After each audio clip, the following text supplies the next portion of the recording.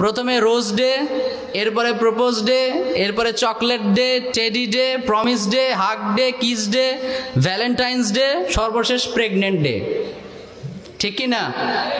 ওই ভ্যালেন্টাইন্স পর্যন্তই আমরা জানি, কিন্তু পরের পর্বটা কি? Pregnant day.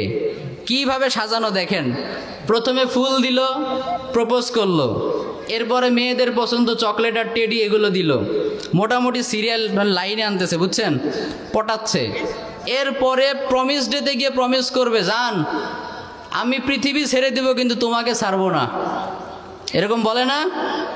তোমার জন্য জীবন বাজি রেখে দিব, এই করব সেই করব, আকাশের চাঁদ নিয়ে আসবো, প্রমিস করলো। এবার প্রমিস করার পরে মেয়ে খুশি, এসে হাগ করলো, মানে জড়িয়ে ধরলো, এরপরে কিস করলো। সর্বশেষ 14ই ফেব্রুয়ারি নামে এই ভালোবাসার দিবস নামক বেহায়া দিবসে ভালোবাসা প্রকাশ করলো। আর এর পরের দিনই ভালোবাসার বেশি হওয়ার কারণে মেয়েটা বমি করে দিল। ঠিক কি না? ওই বেশি ভালোবাসলে কি হয়? মাথা ঘোরাবে, সকালবেলা উঠে বমি বমি ভাব হবে, এরকম হয় না?